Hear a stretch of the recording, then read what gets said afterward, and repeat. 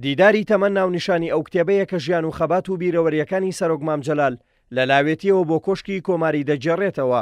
ئەو کتێبەی سەلاح ڕەشید ماوەی 25 ساڵ سەرقاڵی ئامادەکردنی بووە تا لەو ڕێگەیەوە دەقاودەق بیرەوەریەکانی سەرۆک مام جەلال بە شێوەی پرسیار و وەڵام بخاتە ڕوو.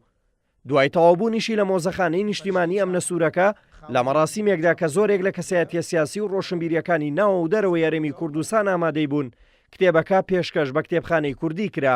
یەکەم جار کە مانگی 4 ساڵی 2016 بۆ یەکەمی جار ئەم کتێبم کە وەرگرت دیارە وەکو خوێنەرێک و هەموو نووسەرێک حەزمە کرد بمزانیایە مام جەلال تێڕوانینی سیاسی لە بیدایەتەوە کە لە 32-33 دەست پێکا بۆ 2005 واتە ژیانی مناڵی خۆی تا و کاتە چۆنە. بەڵام من پێشتری ژوتومە و کاک سەلاحیش خۆی ئاماژەی پێم وایە بایەخی ئەم بیرەوەریانە کە جیاوازەکەی لەگەڵ زۆرێک لە بیرەوەریەکانی تر بەدەر لەوەی کامە خۆی مام جەلالە ئەوەیە لەسەر زۆر بواری تر قسەی کردووە کە ئەوەی بۆ من گرنگە لە هەموو بوارەکانە ئەنی بەداوای لە بۆنیشە لەو کەسایەتیە سیاسیانە من بەها ڕۆشنبیریەکانی یا تێڕوانینی مام جەلال مەسەلەن بۆ کۆمەڵە کەسایەتی هەمووکو ئەدیب هەمووکو نووسەر هەمووکو هونەرمەند کە لەم کتێبەیە باس کراوە. ئەمەش تۆزە تەشویقەیە بە خوێنەر بەڕاستی کە هەموو شتێکی سیاسی نەبێت. سەلاح ڕەشید وەگامەدەکاری کتێبی دیداری تەمەن کە ژیانی سیاسی و شۆڕژگێڕی سەرۆک مام جەلالی لە دووتوێی ئەو کتێبەدا خستووەتە ڕوو لەبارەی ناوەڕۆکی کتێبەکەەوە ڕای دەگەێنێت.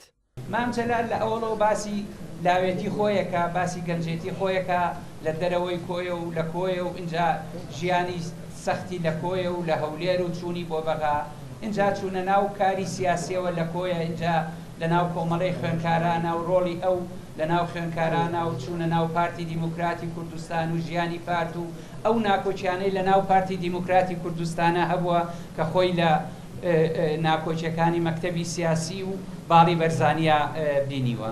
مام جەلال وا لە شتەکان گەیوە وەکو وتم دۆست و خەڵکی کەش هەبووە بۆ چوونەکانیان لە شوێنی کە خوێنەوەتەوە ئەگەر سەیری بکەن زۆر بە زمانێکی زۆر ڕقتر باسی ئەو قۆناغیان کردووە کە مام جەلال زۆر بە هینێکی زمانێکی نەرم باسی ئەو قۆناغانیان کردووە.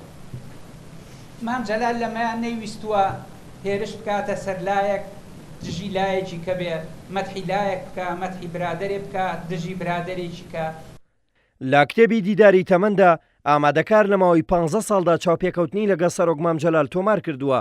دواتر لە ماوەی 10 ساڵدا تەواوی دیدارەکانی بە شێوەی پرسیار و وەڵامدا ڕشتوتەوە و ژیانی سەرۆک مام جەلالی خستووەتە ڕوو.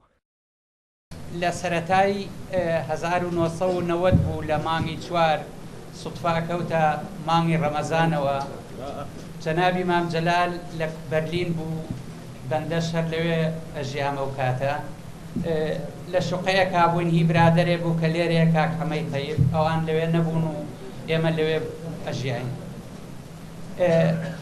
کاتەکە ڕەمەزان بوو مام جەلال وەختی زیاتر هەبوو لە وەختی تر بە بیرما هاتوتم چاوپێکەوتنێک ئەنجام بدەین.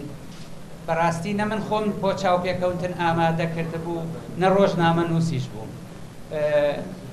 مام جەلال مەناعەتی نەبوو و لە سەرەتاشەوە وامە نەزانی بە قەڵەم و کاغەز ئەم چاوپێکەوتنە ئەنجامە درێ کە سەیرمان کرد قەڵەم و کاغەزەکە تینوێتی ئەو چاوپێکەوتنە ناشکێنێ بۆیە تەسجیلێکمان هانی. بەڕاستی تەسجیلێکی زۆر بچووکی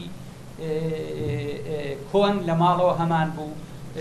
من دامەنا لەسەر کتێب بۆ ئەوی مام جەلال بتوانێ قسە بکە و من چاوەڕێی ئەم دیدارە نەبووم کە ئێستا لە بەردەمی ئێوەی بەڕێزایە بۆیە ئەو کاسێتانەی کە کڕیومە ئێستا شەرماومە. من دوایی تێگەشتوم جەنابی مام جەلال دڵنیام ویستوێتی چاوپێکەوتنێ بکە یاخود بیرەوەریەکانی خۆی بنووسێتەوە. ئەجینا مام جەلال ئەو هەموو کاتەی نە ئەبەخشی بە من کە من نە ڕۆژنامە نووس بووم نە نوێنەری دەستگایەکی ڕاگەاندن بوو و مام جەلال کەم کاتیش وا بە تەفسیل وا بە درێژی وا بە فراوانی وەڵامی ئەو هەموو پرسیارانە بداتەوە بکەوێتە ناو وردەکاری هەنگێ پرسیارەوە.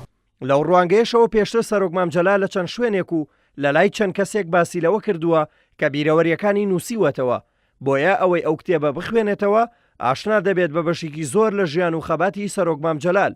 کتێبەکە لەلایەن چاپخانەی کارەوە لە چاپ دراوە و لەمە و بەدووە لە کتێبخانەکانی هەرێمی کوردستان بەردیدی خوێنەران دەکەوێت. دلێر کەمال کورساد نیوز سلێمانی.